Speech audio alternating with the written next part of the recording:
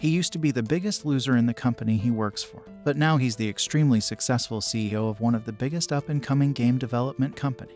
The weird catch is, he has to keep losing money and ruining the games he develops if he wants to keep earning money. After graduating from university, Pae-Kwon worked in many different companies, but he always had the misfortune of running into toxic workplaces and cruel bosses. He's a completely regular guy who gets delivery on his lunch break and slacks off playing online games during work hours. One day, he decides he's had enough. His boss expects him to work overtime and finish his work way before his deadline, so he confronts him. Being a complete chat, Pae refuses to let his boss exploit him, so he quits his job and threatens to sue him if he doesn't get his severance pay. On his way out of the company building, Pae flirts with a beautiful receptionist and instantly gets a kiss. However, all of this turns out to be Pae's fantasy. He's really a spineless loser who won't stand up for himself, so he continues to suffer through overtime. That evening, while he's working late, Pae gets a message from his friend Ma Yang. It's a link to a strange fortune-telling website. When he opens it, Pae is startled by a loud voice saying that something called the fortune conversion system has been activated. Suddenly, Pae's phone starts glowing and he's sucked into it against his will. The next day, Pae wakes up in his former dorm room with his former dormmates, including Ma. Confused, Pae realizes he went back to his college freshman days somehow. Even though his new situation doesn't make any sense, it's actually the perfect opportunity for him to redo his life and avoid becoming a corporate slave in the future. Then, a screen materializes out of nowhere and a cutesy robot mascot appears on it.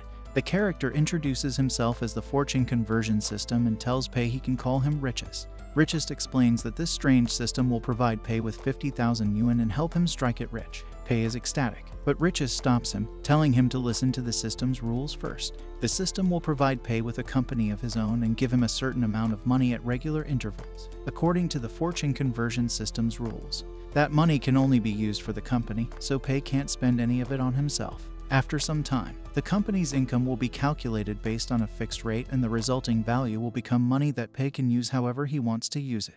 Richest then generates a random profit-loss conversion rate. Strangely, it turns out that losing money will be more profitable for Pae than earning it. For every 100 yuan he earns, just 1 yuan will become his own. However, for every yuan he loses, he'll get 1 yuan for himself. If he manages to lose all his new company funds, they'll become his own money. Getting excited, Pae can't wait to start losing money. Now, Pae needs to figure out what kind of company he wants. According to the system's rules, the business has to be normal and legitimate, so illegal activities and fraudulent schemes aren't allowed. There are so many rules that Pae is overwhelmed, so he asks Richest to let him think it over for a while. Browsing through the internet, Pae gets the idea to start a game development company. Making a successful game is hard and it's easy to go bankrupt doing it, so it's perfect for what he needs. Calling for Richest again, he tells him to register his company as a game development company under the name Tengda Technology. Richest warns him that he can't tell anyone about the system or he'll be punished. He also tells him that he has 14 days until his company's income is going to be calculated. Pae starts panicking, but Richest disappears as soon as Ma returns to the dorm room. Asking Ma about game development, Pae finds out that anyone can make a game thanks to an organization called ESRO. The organization provides a simple game engine, templates and assets that make it easy for anyone to make a game even if they don't know how to code. Fascinated, Pae decides to find out more. A lot of the game templates that ESRO offers are too expensive for him, but he finds a template for a driving simulator that only costs 20,000 yuan. Feeling inspired, he buys it and then also buys a cheap scenery template for 10,000 yuan. He then gets some dynamic weather effects for 8,000 yuan and spends the rest of his money on radio music and a simple ranking system. Suddenly, he hears a voice speaking to him out of nowhere. It turns out to be ESRO's AI, which is there to help users. The AI explains how basic racing games work, so Pae decides to ignore everything that's good about them and make the most boring game he can think of. He sets the finish line so far away that players would have to drive for 8 hours to reach it. In the end, he calls the game Lonely Desert Road and puts it on sale for only 1 yuan. The next afternoon, Pae is overjoyed when he discovers that nobody has downloaded his game yet. Since there are no classes that afternoon, Pae's roommates have fun playing at MOBA together. Pae is too tired to play since he's been watching the video game charts all night long, but he enjoys the atmosphere. He realizes that he has missed the feeling of freedom he had when he was a university student. After he graduated, he could finally buy all the games he wanted, but he no longer had the time or energy to play them because of work. However, now that he's a student again, he's excited about buying new games and playing them as soon as he gets his money from the fortune conversion system.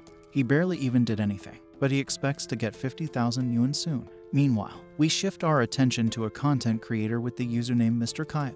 He makes a somewhat popular internet show called Bad Game Roast where he reviews bad games. Unfortunately, he's not popular enough yet to be able to make a living from making the show, and he dreams about getting into the top 100 creators somehow. Looking for a new bad game to review, he looks at the very bottom of the video game charts and finds Pei's Lonely Desert Road.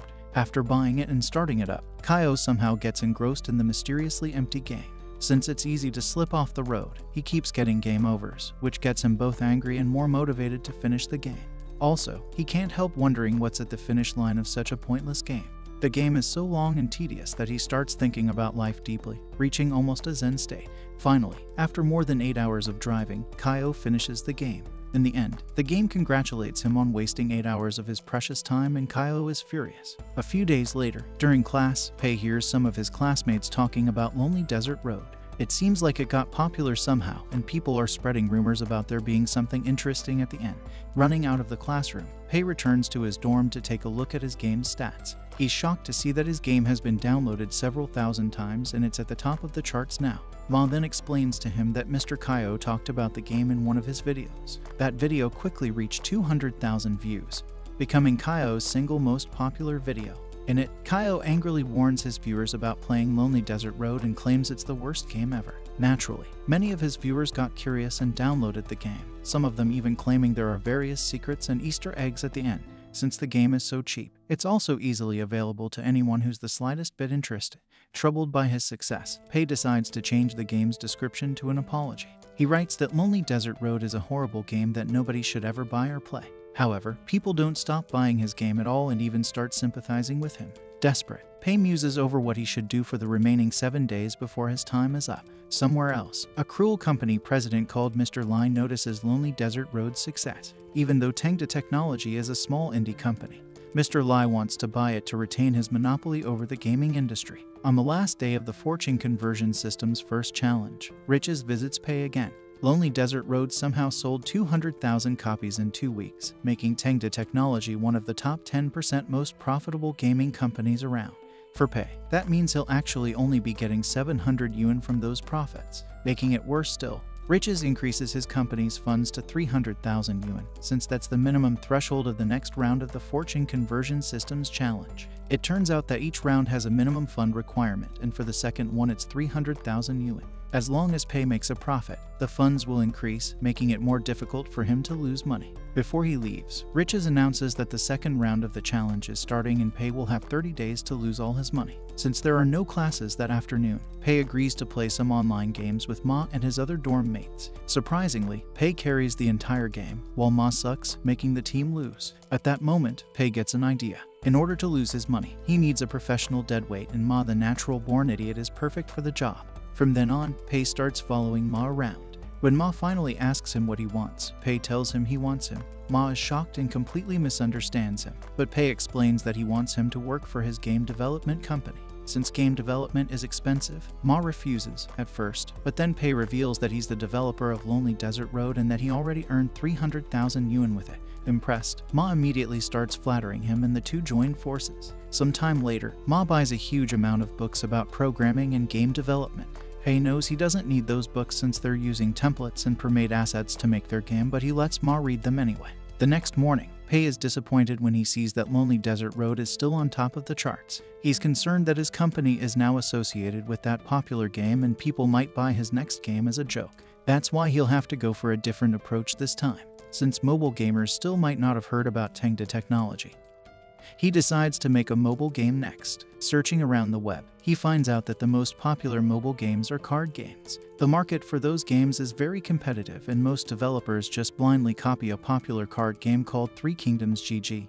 Learning about this, Pei decides to make his own bland, boring copy of that game too. Since he needs to spend as much money as possible, he decides to hire an artist to design the card artwork. Next, Pei gives Ma the job of writing new stories for the characters from the Romance of the Three Kingdoms.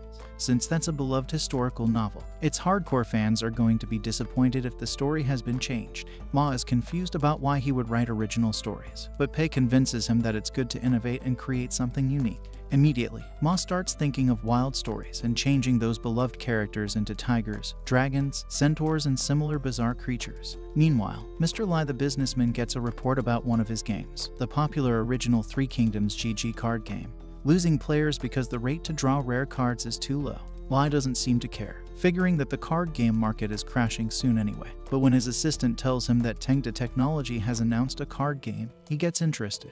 Ma thinks that Tengda Technology is purposely doing that to capture his company's attention, but he's completely wrong. Before he goes to sleep, Pei looks forward to his game failing. He feels like Ma's ridiculous ideas aren't enough to be sure his game is awful, so he decides to hire a rookie artist to design the characters. Looking around the internet, he finds someone he finds suitable for the job. The next day, Ma gets the idea to turn the 3 generals into women, but Pei immediately shoots him down. That idea was already used successfully in different animes, so Pei wants to prevent anyone from getting interested in his game because of something like that. The two go on a boat ride, and while they're arguing about the artwork for their game, the boat driver mistakes them for a couple. In the end, Pei manages to convince Ma that they don't need outstanding art because it could detract from the gameplay. Then Ma decides he'll do the art himself instead. But Pei won't have that because the fortune conversion system rules dictate that he can't consciously hire employees who obviously aren't fit for the job.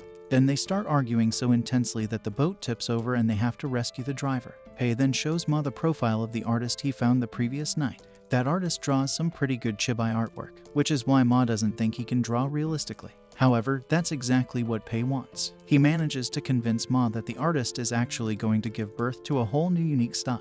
Later that day, Pei and Ma contact that artist through a video call. The artist, whose name is Ryuan, is confused as to why Pei wants him to draw realistic characters when he only has chibi art on his profile. But Pei tells him that he wants to give him complete artistic freedom.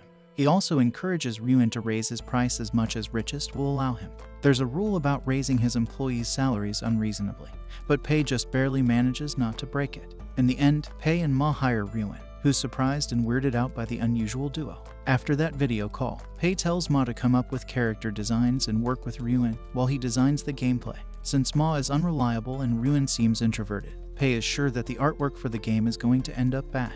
Thinking about new ways to go bankrupt, Pei decides to make his game's price double the price of the original Three Kingdoms GG game. He also decides to set up a lifelong membership that would give the players unlimited pulls if they get it, since card games are dependent on players working hard to pull rare cards. That's the perfect way to discourage anyone who would want to play his game. Pei is on a roll now, so he finds a template for a crappy pre-made card game, buys bad music, an ugly user interface, and lame special effects. Meanwhile, Ryuan and his 2 assistants read Ma's character concepts, which are completely confusing to them. The assistants are suspicious of Tengda Technology, but Ryuan is eager to start because they can basically draw anything they want for a generous payment. Becoming inspired, the 3 artists decide to do their absolute best and use this chance to make their name in the industry. The night before the deadline, Ryuan submits his artwork and Ma is impressed. He wants to show the art to Pei, but he tells him to handle everything concerning the art by himself. Then, Ma reminds him that their game doesn't have a name yet and Pei decides to call it Phantom General without thinking about it too much. The next morning, Ma reminds Pei they're launching Phantom General that day. Pei decides not to market the game at all and just describes it as an ordinary card game in the game store. When Pei finally takes a look at the character artwork Ryuan made, he's surprised and furious. Ryuan's designs turned out incredibly cool and detailed, which was the last thing Pei wanted. Still, not all hope is lost. Since card gamers prefer cutesy designs, the realistic ones might not go over well. The following day, Ma happily informs Pei that more than 100 people have bought Phantom General. Looking at the reviews, however, he realizes that every single one of those people is heavily criticizing the game. They hate the gameplay and interface and don't even like Ryuan's impressive character designs. Pei is relieved, but Ma thinks that someone hired trolls to review bomb their game. Meanwhile, Ryuan finds Phantom General in the game store and he's confused as to why there's no marketing for it. Then, he realizes the game has been developed by Tengda Technology, a company that became well known for a joke game called Lonely Desert Road. Refusing to think he has been fooled by Pei, Ryuan decides to try Phantom General out for himself. Even though the gameplay is basic and the interface is ugly, Ryuan is happy to see his artwork in the game. Moreover, he feels like the game is showcasing his art well without any other distractions. He also keeps getting rare cards, which surprises him since cards like that are hard to get in other games. Ryuan calls Ma to tell him Tengda Technology's business model won't earn the company any money because having a cheap unlimited pull pass is a bad idea. Ma doesn't worry and tells him that Pei must have actually added that pass because he wanted casual gamers to experience the joy of pulling rare cards. Moved to tears, Ryuan realizes that Pei must be an extremely kind-hearted and generous man. When Ma tells him that Pei spent so much money on game development that he didn't have any left for marketing, Ryuan feels bad for him. Talking to his assistants, Ryun concludes that Pei is one of the rare businessmen who respect their employees and don't just chase after profits blindly. That's why the three decide to do something about Phantom General's popularity. The next day, Pei is overjoyed because his game sucks. Of course, he's nothing like Ryun imagines him to be, and he can't wait for the system to pay him his money in a few days. Suddenly, Ma rushes into the room yelling about Phantom General reaching 10,000 downloads overnight. The reviews are suddenly good too, with everyone praising the artwork and generous card-pulling system. Furious about this development, Pei finds out that Ryun asked his artist friends to promote Phantom General on the internet. They even agreed to promote it for free. Impressed by his artwork and the fact that he was paid a lot of money to draw anything he wanted, one after another, artists around China started talking about the game until it went viral. Ryun is overjoyed that he managed to help his generous boss, but Pei hates how successful Phantom General has become. Ma starts thinking that Pei is a genius who had everything planned out from the beginning, but wonders who hired the trolls to review bomb the game on the first day of release. In Mr. Lie's office, the businessman is informed that Phantom General is going to surpass his game Three Kingdoms GG soon. We find out that Lie hired the trolls to trash Phantom General.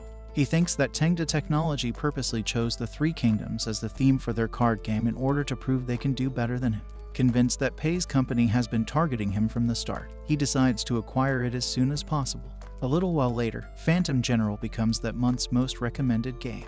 Hiding in a bathroom, Pei secretly asks ESRO to remove his game from the charts, but Riches stops him before he can go through with it, since that's against the rules. At the end of the second round of the Fortune Conversion Systems Challenge, Riches announces that Pei is going to have 90 days time in the next round, since his games have made more than the minimum requirement of 500,000 yuan. Riches doesn't even have to increase Pei's funds. Needless to say, Pei earns next to nothing for himself once again. He realizes that it's going to be even harder to lose money from now on since he already has 2 successful games under his belt. Meanwhile, Mr. Lie orders his secretary to buy Tengda Technology at all costs. Since he can't seem to lose his money, Pei wonders if he should focus on earning a lot instead, even though the conversion rate is so low that he'll only see 1 yuan for every 100 yuan he earns. Then, Ma calls him to tell him that Fuyui Capital, which is Mr. Lie's company, wants to acquire Tengda. Pei gets excited, but Richest warns him that selling his company is against the rules. Pei is forced to reject Lie even when he offers him 100 million yuan.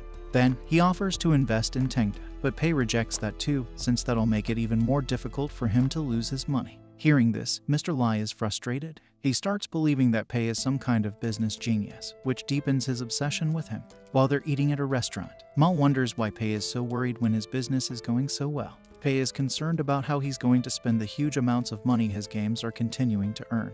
But then he gets an idea. He runs out of the restaurant and calls for Richest. He asks if he can use his company's money for team-building events with his employees, and Richest tells him that would be a reasonable expense. However, he can't spend any money on his own daily expenses, unfortunately. Filing his dinner with Ma as a business expense, Pei gets another idea. In order to spend more of his company's money, he needs to expand and hire more people. However, neither Pei nor Ma know how to run an actual company, so they decide to hire someone who can help them. Meanwhile, at a famous game studio called Fiery Sky, a girl called Lin quits. Even though she's working for one of the most successful game companies, she feels like she can't achieve her own dreams there. After she leaves, we find out that her father has actually already asked the company to lay her off for some reason. Sometime later, Pei and Ma go to a job agency to hire an assistant who can help them run Tengda Technology. They're received by a smug-looking guy who belittles them, thinking they're just another student-run company. When Pei tells him he's prepared to pay an annual salary of 400,000 yuan for an assistant, he changes his tune. The smug guy introduces himself as Lawrence and presents different options to Pei. Even though he needs someone to help him run his company, Pei gets scared that someone like that might end up making him more money. Instead, he decides that he wants a pretty female secretary. Lawrence immediately shows him the resume of Xin, a beautiful woman who used to be the assistant of a successful company's CEO. She's picky about her jobs and won't work under a male boss, but Lawrence has some kind of plan to go around that. While Lawrence is escorting him and Ma outside, Pei comes across Lin watching a video about Phantom General. He immediately butts in and tells her that Phantom General is a boring game and she shouldn't listen to people who are saying it's good. To his surprise, Lin starts aggressively defending his game, telling him that it exists to innovate and disrupt the bloated card game market. After Pei leaves, Lawrence finds out that Lin is interested in working for Tengda Technology and tells her that the man she yelled at was actually that company's CEO. Shocked, Lin runs outside to catch up to Pei, but he's already gone. The following day, Pei meets up with Xin, his potential future secretary. She's a lot more approachable and cheerful than he expected. But that's because Lawrence told her Pei isn't interested in women. The two end up getting along well and decide to work together. However, Xin is confused when Pei tells her he doesn't have an office yet. Together, they take a look at the most expensive office building in the city and Pei decides to rent one entire floor there. His rental agent is ecstatic and wants to give him a discount, but Pei refuses, telling him to stand up for himself. Pei is overjoyed because he managed to spend 700,000 yuan just for the deposit and rent in the first month. Xin shows him a list of the office supplies they'll need, but Pei tells her they're too cheap. He tries making the budget 2 million yuan, but Richest warns him about being unreasonable again, so he drops it to 800,000 yuan. In order to spend as much money as possible, Pei decides to get the best furniture, high-spec computers, and even some plants to make the office space more comfortable.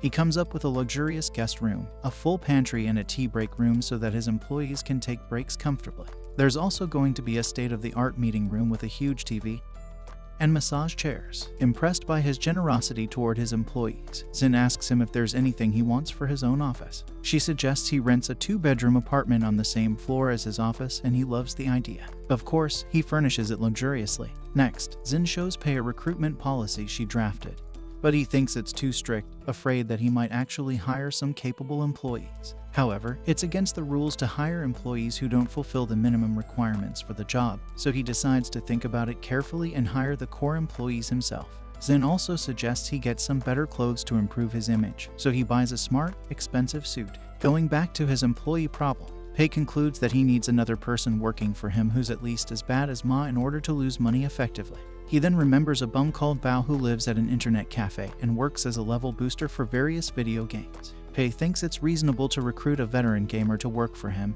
even if he doesn't know how to make games. He sits down next to Bao and offers him a job in game design. Bao doesn't believe him at first, but Pei then gives him a huge salary advance and tells him that his company has the best computers money can buy. Bao is now interested, but admits he doesn't know how to develop games. Pei then tells him that his vast gaming knowledge is enough and tells him he could develop his perfect game if he works for him. His eyes sparkling with excitement, Bao immediately accepts. The next day, Pei oversleeps and hurries to his office. On his way there, he meets a guy called Huang who came for a job interview for Tengda Technology. Pei pretends he came for an interview too and talks to Huang to find out what kind of person he is. Huang is currently working in another game development company, but he's in a toxic workplace where he constantly has to work overtime. It turns out that company's lead game designer, who is also Huang's cruel superior, also intends to apply for the same job at Tengda. Hearing all this, Pei tells him that Tengda would never hire someone like that guy and reveals that he's actually the CEO. Surprised, Huang admits he isn't confident in his resume at all since all he's been doing was running errands. However, Pei tells him he's just what he's looking for and hires him immediately. Even though his salary was only 15,000 yuan until now, Pei offers him 4,000 yuan a month instead. Huang can't believe it. Later, Lin, who Pei met at the recruitment agency before, comes for an interview too. She immediately apologizes for what she said to him when they last met, thinking that he said Phantom General was bad because he was being humble. She then asks him if he thinks a game's purpose is to make money, and Pei answers that he doesn't. His goal is to lose money instead. But he doesn't say that. Lin is touched by his apparent generosity and kindness. When Xin tells him that Lin used to frequently appear on lists of people to lay off at Fiery Sky, Pei is impressed and immediately decides to hire her. Lin is more than happy to work for a person she considers so impressive. A week later, Huang is working along with a full office of employees and can't believe how good his new job is. He works from 9 to 5 and never has to do overtime. However, he and the employees only have to play games all day, so they start wondering about their boss's end goal. Immediately, Lin starts defending Pei, claiming that he wants his employees to understand the user's perspective above all. She also thinks that he wants to make them feel guilt for playing games and getting paid for it at first, so that they'll be eager to work when the first project starts. Everyone else in the office agrees, but they still wish Pei would sometimes visit them to see how they're doing. Meanwhile, Pei is just sitting around in his office and thinking of ways to ruin his next game. Suddenly, he gets an idea. For the first time since he hired his employees, Pei visits them. They became so desperate for some kind of direction that they would even agree to work overtime. Pei announces that he was thinking about Tengda's future for the entire week and concluded that they should make another mobile game. This time, they're going to make a first-person shooter, even though that's a genre that never works for mobile games. The employees are confused, but Pei manages to convince them that they can make a mobile FPS that works if they think outside the box. After Pei's motivational speech finishes, everyone is eager to make a great game. Later, Pei invites Huang and Bao to the meeting room. He explains that their FPS should have simple controls and a long story mode that's deep and meaningful. He also wants cool and unique weapons that players are going to want to buy as soon as possible. Huang is confused because FPS games are mostly played by hardcore gamers who won't want simple controls. He also doesn't think that their inexperienced team could write a good story and that a pay-to-win model is going to make Tengda Technology look bad as a company. However, those things are exactly what Pei wants, so he tells Huang to believe in himself and overcome those problems. Since Huang is really obedient, Pei appoints him as the lead game designer, and since Bao doesn't care about anything, he makes him the game moderator. After their boss leaves, Huan and Bao secretly stay at the office late into the night to work overtime. Bao is allowed to work overtime because Pei thinks he's just playing games anyway. But Huang shouldn't be there. Bao turns out to be unexpectedly reliable, and he comes up with the new game's setting and story immediately. In order to efficiently design their game, he sets the story on an oil platform, which is a small but potentially complicated location. He decides that the players will be fighting mummies because the bandages are going to make them simpler to design. Instead of dumbing down the controls, Bao decides to make enemies easier to hit and the weapons easier to aim. As for the story, he comes up with a mysterious little girl who gives instructions to the player. He'll make her mute so that they don't have to worry about voice actors. There's also going to be a puzzle-solving element because the player will have to interpret the girl's actions in order to figure out what he has to do. By making the player attached to the girl character, they'll care about saving her and finishing the game. When Bao finishes presenting his ideas, Huang is overwhelmingly impressed. Somehow, the two got the impression that Pei is giving so little input because he wants them to experience the joy of creating something. Just like Ruin before, they start considering Pei a genius. In the morning, the two are finished with their concept and decide to call the game Project Oil Rig. Exhausted but satisfied, they intend to make it as perfect as possible. After some time, Ma finds out about Huang and Bao working overtime in secret. The following day, Ma tells Pei about the two staying at the office after hours. However, he completely misunderstood the situation as them playing games, and he's angry because they're spending company resources. Pei doesn't really care if they're just playing around and tells Ma to let them stay late because playing video games is important research. When Huang sends the finished framework for Project Oil Rig to him, Pei is surprised by how quickly he finished it. Barely taking a look at the files, Pei approves the framework. Hearing that the project has been approved, the Tengda Technology employees get motivated more than ever. Meanwhile, Pei is agonizing over the fact that his two previous games keep making him more money than he can spend. While he's taking a bath, Ma visits him, complaining about Huang inspiring the entire company to play games after work. Pei then realizes that they're not playing games, they're all working overtime. At that moment, he gets a brilliant idea of how to take advantage of the situation. He'll give them overtime pay. Soon, Huang brings an extremely detailed and extensive project proposal. Since he doesn't want to read all that, Pei just tells Huang that he has full creative control over the game and he won't interfere. As a reward for their overtime, the Tengda employees receive a banquet of incredibly expensive food, and Xin reveals that the company will provide free lunch every day from then on. As a reward for their overtime, the Tengda employees receive a banquet of incredibly expensive food, and Xin reveals that the company will provide free lunch every day from then on. Pei has also hired professional trainers for them. Pei then announces that the employees will from now on get 1.5 times their regular hourly pay if they work overtime, but they refuse it. Pei is frustrated, but Lin, as the representative of the employees, manages to convince him that they don't want overtime pay. There's also another curious thing about developing games for Pei: the schedule leaves no room for game testing. It's strange, but Bao interprets it as Pei trusting his employees so much that he thinks they can make the game perfectly without any testing. Later, Pei invites Bao to his office and tells him he's not investing enough money in game development. Even though was giving his best not to be wasteful, Bao gets convinced to raise the game budget and aim to create his ideal game. Meanwhile, Mr. Lai orders one of his connections at the Fiery Sky game studio to steal away everyone at Tengda Technology, no matter how insignificant they are, so that Pei won't have any more employees. At the Tengda Technology offices, Bao is so engrossed in thinking about his ideal game that he's ignoring his moderator duties, and everyone else is getting mixed up. All of a sudden, he's getting flooded with requests left and right, and he starts panicking. Luckily, his guardian angel Huang reaches out to him and calms him down, encouraging him and helping him answer everyone's questions. Suddenly, every employee of Tengda Technology gets a call at the same time. In a panic, Ma calls Pei and tells him that Fiery Sky is trying to steal every single one of his employees away from him. When he arrives at his company's office, Pei is shocked to find it deserted and extremely messy. He's afraid that everyone has left him, but then they all suddenly appear. It turns out that Fiery Sky contacted all the employees, but every single one of them turned them down, even though it's a legendary game studio. Everyone is happier working at Tengda Technology, where Pei respects them and gives them various benefits. As for the mess in the office, they finished the beta version of the game, so they got excited and threw a party. Proudly, the employees call Pei to the meeting room to see their product. After the demonstration, Pei is stunned. He never expected these random people he hired to make something that looks this good, so he's troubled. They're even determined to improve the game as much as they can until their deadline. In order to prevent them from testing the game, Pei announces that he's going to organize a team-building event for his employees. At that moment, Xin brings an old guy into the room. It's the man who came to recruit the Tengda employees for Fiery Sky, and he's also Mr. Lai's former assistant. The old guy starts flattering Pei and asks him if he can work for him now. He reveals that Mr. Lai is the one who made Fiery Sky try and steal Pei's employees, and also the one who tried to sabotage Phantom General by review bombing it. Of course, both of those things are exactly what Pei wanted, so he refuses to hire Mr. Lai's precious assistant. While they're exercising at the office gym, the Tengda employees think about where they would want to go for their team-building event.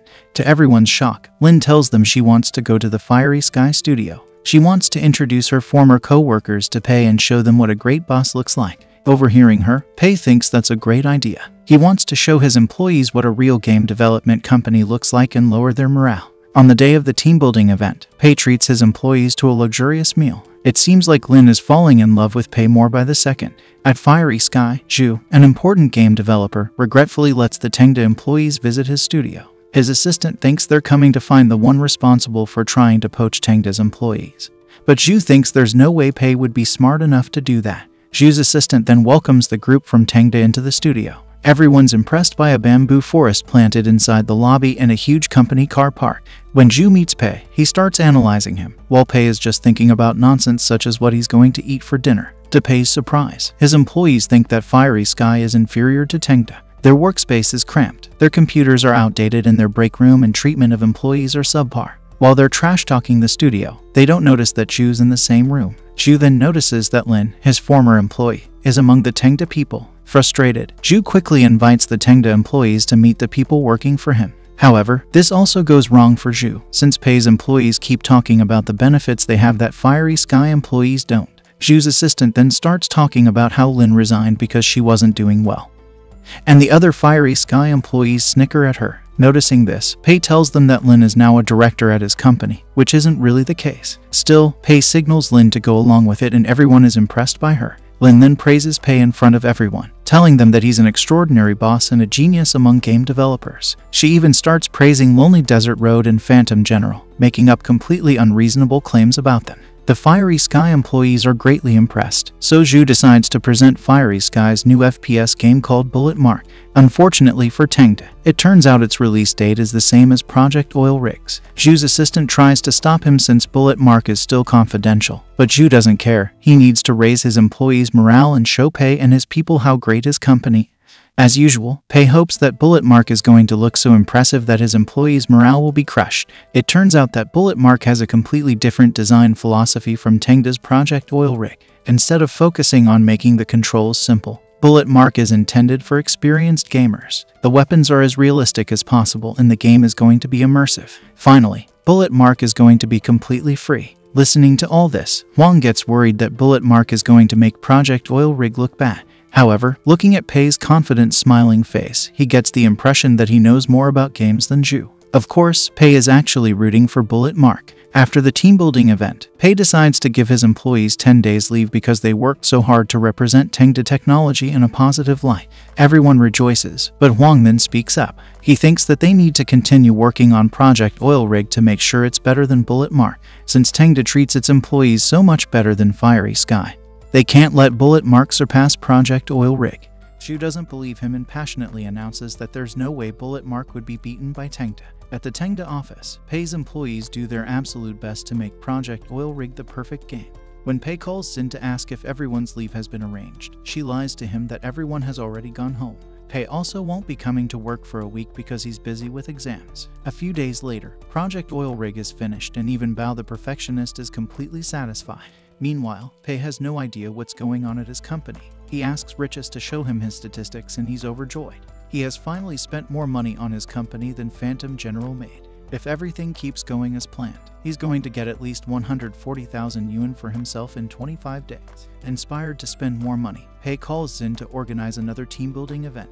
This time, he's going to take his employees to see a movie, eat dinner, and have fun with karaoke. On Friday, Pei and his employees are the only ones in the entire cinema hall. Suddenly, the movie is interrupted by a video made by the Tengda employees. To Pei's shock, in the video they're announcing that the debugging of Project Oil Rig has been completed and the game can launch a day earlier than Bullet Mark. Absolutely horrified, Pei yells at his employees that they can't launch early. But Riches tells him that he can't delay his product for no good reason. Then, Pei comes up with a new plan and announces that they're going to have a huge celebration. At a really fancy restaurant, everyone has a great time. Bao gets completely wasted and everyone else follows his lead. While everyone's laughing and having fun, Lin thinks about how nobody at Fiery Sky smiled so much. Looking at Pei, she notices that he looks worried for some reason. She concludes that he must be worrying about his company just like every great boss would. Actually, he's thinking of ways he can still ruin his game so he can make money from it. Then, Bao loudly exclaims how Pei was the one who saved him after 3 years of living in an internet cafe. One by one, everyone starts crying and praising Pei, while he just feels awkward. In the end, everyone gets so drunk that they all fall asleep on the floor. Since they were all hungover the next day, Project Oil Rig's launch date is delayed and it launches on the same day as Bullet Mark after all. As expected, Bullet Mark quickly gets on top of the download rankings while Project Oil Rig is at the very bottom. Tengda's employees expected Pei to organize some sort of marketing campaign for Project Oil Rig, but he didn't do anything at all. In order to make sure his company is going to lose money, Pei made sure that Project Oil Rig comes out on the same date as Bullet Mark, an anticipated game from a famous development studio. He also didn't pay for any marketing. Still, his employees trust Pei so deeply that they think he's testing their endurance. They decide to take matters into their own hands and continue improving their game. They immediately want to start developing patches and content updates, but they need a budget for that. When Xin tells Lin that Pei didn't allocate a budget for that, she decides to take matters into their own hands. In order to promote Project Oil Rig, Lin contacts a famous esports player called Broken Halberd and asks him to try their game, hoping that he'll like it and promote it. At his home, Broken Halberd, whose real name is Chen, searches for Project Oil Rig online. He's taken aback by how expensive the game's microtransactions are. It turns out that another way Pei tried to make his game fail was by inflating its price. Chen decides to check it out anyway to see why it's so expensive. Playing the game, he's impressed by the graphics and surprised by the different surprises the game has in store. Surprisingly, he even enjoys how easy it is to play and how effective the mechanics are, since most FPS games don't have an emphasis on the story. He loves how interesting the characters are. Chen is so delighted by Project Oil Rig that he visits the Tengda Technology office the following day and gushes about the game without stopping. He played Bullet Mark too, but he thought it was trying too hard to copy other successful FPS games, while Project Oil Rig is refreshingly original. He thinks Project Oil Rig is so good that he doesn't even have anything to criticize. In order to show the game to as many people as possible, Chen announces that he'll do an exclusive live stream all about it. Meanwhile, Pei is completely oblivious to all this. He purposely slipped away as soon as possible so that none of his employees can ask him about any marketing campaigns. He imagines all his employees depressed because Project Oil Rig failed completely while he's secretly happy. That happiness only lasts until Ma tells him that their sales numbers have started going up 2 days ago. In order to find out what's going on, Pei runs into the Tengda office as quickly as possible. There, he sees his employees deep in thought and looking anxious. When they notice him, everyone starts clapping and congratulating him, revealing that they were just pretending. They all think that the reason Pei didn't market the game at all was so he could show them that a game can be successful and even become viral just through word of mouth. Everyone in the office starts celebrating while Pei is having an existential crisis. Pei thought he did everything he could to prevent Project Oil Rig from becoming successful, but there was something he missed. After thinking about it, it turns out it's his own fault that the game went viral. The easy controls made the game available to both new and experienced gamers. The story was a lot better than most FPS stories, so the game stood out, and making all weapons aside from one of them free turned out to make the game fair. Of course, the Tengda employees all think that he planned everything to turn out that way in advance and that he's an absolute genius. Pei is depressed, but his employees are impressed by him, thinking that he's calm and collected. To calm himself down, Pei goes to the rooftop and screams his lungs out. Lin finds him there and tells him she'll help him with whatever he's worried about. He tells her she wouldn't understand, and she somehow concludes that he feels bad for Fiery Sky because Project Oil Rig surpassed Bullet Mark in every way. Hearing this, Pei gets even more depressed. Lin tells him that no matter what happens, his employees will always be on his side. Hearing this, Pei gets a diabolical idea. If he can't spend enough money, maybe he can make his employees spend it. At this point, it's not about making money to him anymore, it's about emerging as the winner. Returning to his office, Pei obsesses over ways to spend more than 600,000 yuan in only 47 hours. Calling for Richest, he asks about different things he could do to spend his money, but Richest turns him down every time, telling him it's against the rules. He can't treat his employees to any more expensive meals, and he can't give half of Project Oil Rig's profits to his employees as a bonus. Desperate, Pei asks Richest if he can make his employees claim more expenditures as business expenses, and he's surprised when he tells him he can. Only the amount of money can't be extremely high. That night, Xin finds Pei deep in thought and decides to join him.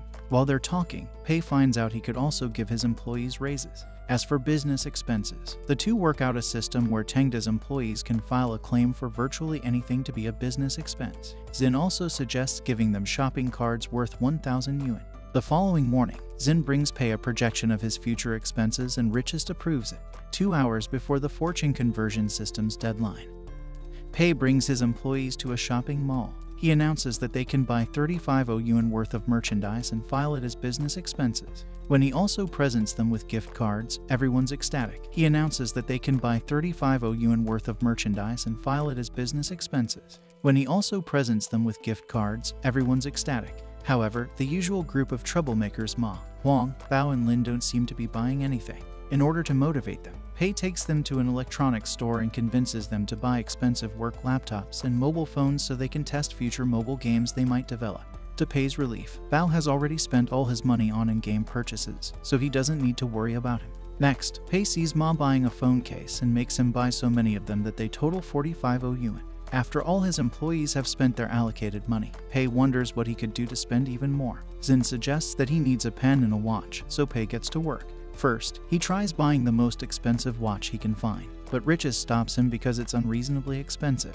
Then, Pei buys an expensive pen, glasses, and anything else he can think of that could be related to his business. The Tengda employees are shocked by how much he's spending, but Lin defends him, saying that everything he bought is related to work. She even manages to convince them that he's spending much more money on his employees than he is on himself. With 1 minute left until the deadline, Pei quickly manages to convince Richest to let him buy a bottle of expensive perfume by telling him it's for Lin, his employee. Richest knows that she's the heiress of Shenhua Group with a net worth of 1 billion yuan, so he allows it. When the deadline passes, Pei is overjoyed to find that he has finally lost some money. It's only 20,000 yuan, but he can't be happier. Before he parts ways with his employees, he tells them to come earlier to work the next day because he has an important announcement.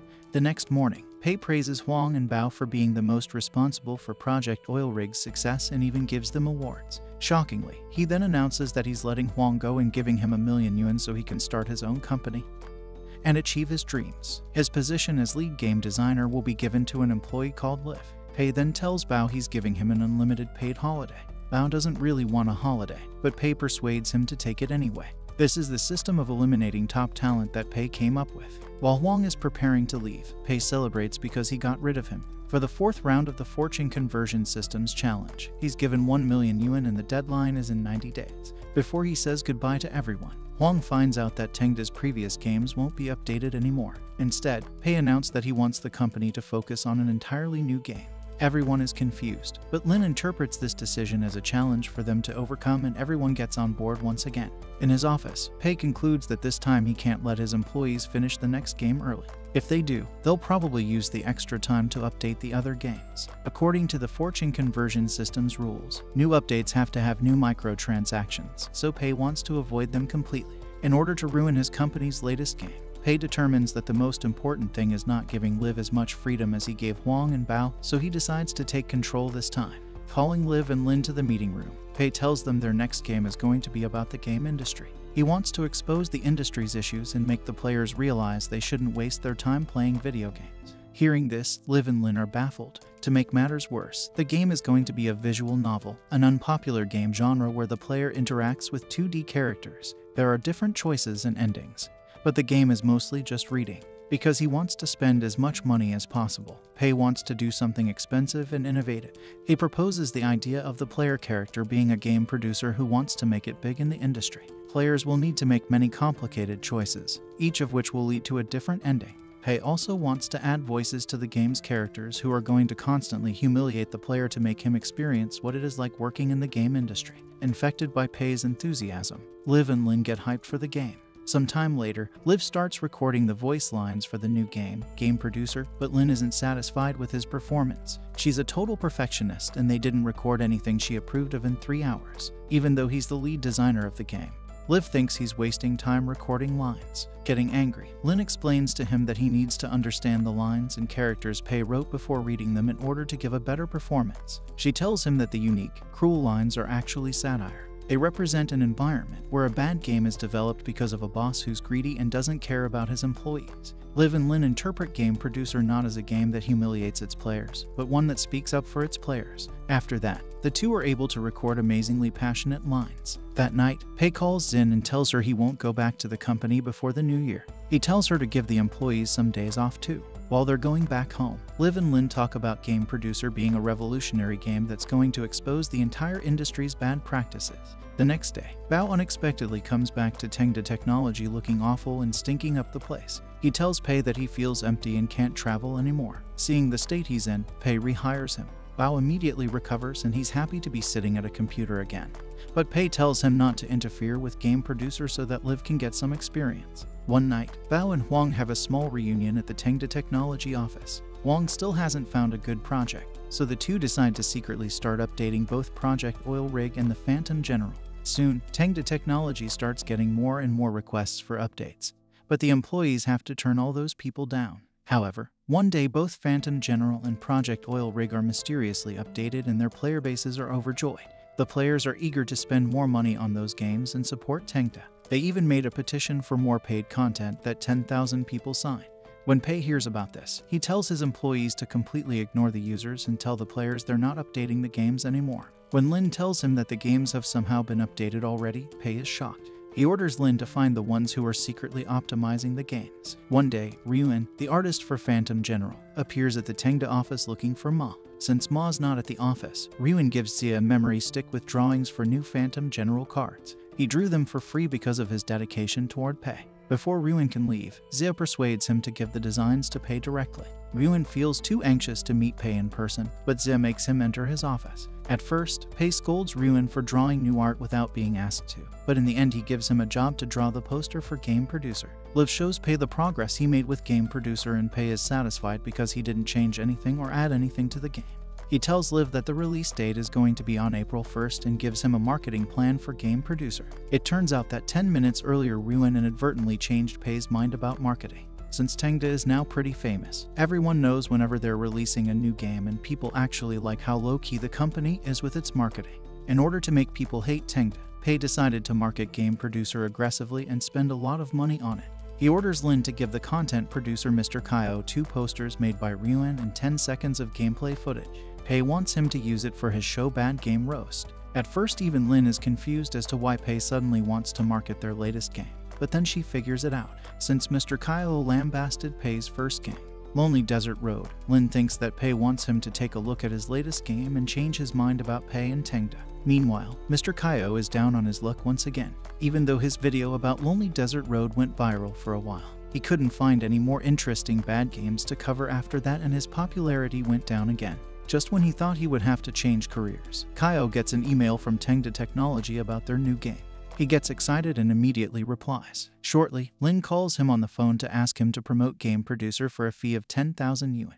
That's a huge amount of money for Kaio, but his enthusiasm dampens when Lin tells him he has to read a script Pei prepared for him and recommends Game Producer without even playing it first. He also has to do it on his show Bad Game Roast, even though he only talks about bad games there. At first, Kaio protests, saying that he can't just change his personality and show, but Lin offers him more and more money until he yields and agrees to do whatever Pei wants. That 10-second clip Lin sends him turns out to be a character insulting the players and pushing its own advertisement in their face. Watching it, Kaio gets furious and almost quits again.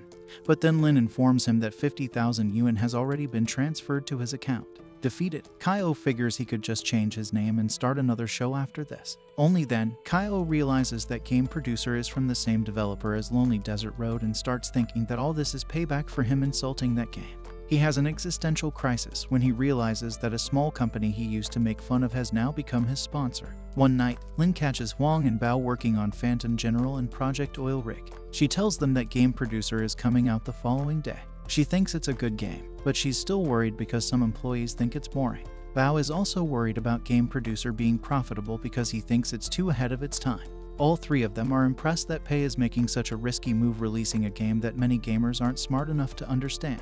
The next day, everyone at Tengda is watching Mr. Kaio's video about game producer. In the video, Kaio blindly praises game producer but never seems to give any reasons why. He reveals his face for the first time and, instead of acting like his usual critical personality, he acts like Tengda's lapdog. Pei is satisfied with the video and seems to know what's to come. Almost immediately after the video's premiere, Tengda starts getting hate online. People think that Mr. Kaio sold out because of Tengda, so now they hate the company. Hiring a content creator famous for roasting bad games to promote a game that humiliates players was Pei's perfect way to receive backlash and hate. In a short while, gamers all around China start insulting Tengda and even calling to boycott the company. Seeing all this, Lin's heart is broken and she runs outside to try and remedy the situation somehow. Once game producer releases, sales are horrible and bad reviews keep coming. Suddenly, Wang visits Tengda's office and introduces everyone to a woman called Hu, who's the editor of a popular show called Game Time Media.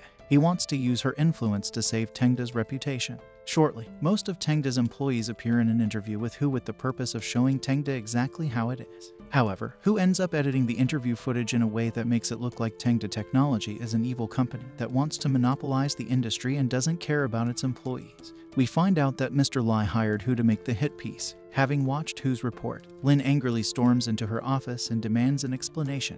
Hu insists that she's a reporter with integrity and starts arguing, but her boss arrives and scolds her for lying about Tengda.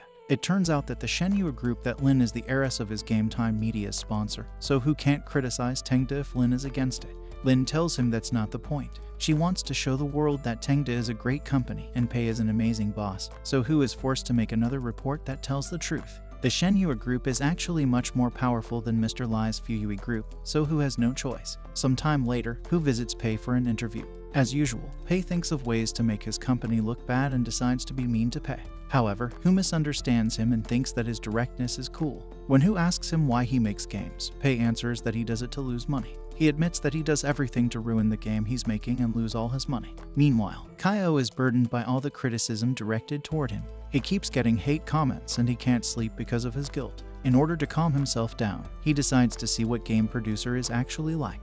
He goes into the game ready to criticize it, but it turns out to be surprisingly good. He instantly connects with the story of a struggling game developer, being a struggling content creator. He remembers his first days as a content creator and realizes that game producer perfectly replicates the hardships of trying to make it big. It constantly insults and harasses the player, making him experience the hardships of real life. Having played the game for a while, Kaio concludes that it's a true masterpiece. The next day, Hu's new show about Tengda is overwhelmingly positive and Pei hates it. Throughout the show, his employees all praise both his company and him personally, talking about the many things he has done for them. Even though it's all very touching and beautiful, Pei still only cares about losing money. Suddenly, Liv enters his office and tells him that a new video by Mr. Kaio has gone viral. In the video, Kaio announces that his last video that blindly praises game producer was actually a large-scale April Fool's joke orchestrated in collaboration with Tengda. He says the video is supposed to critique similar sellout videos that blindly praise and advertise things for money. Then he says that game producer is very similar to that April Fool's video. He claims that game producer exposes the game industry's current situation and sarcastically criticizes it.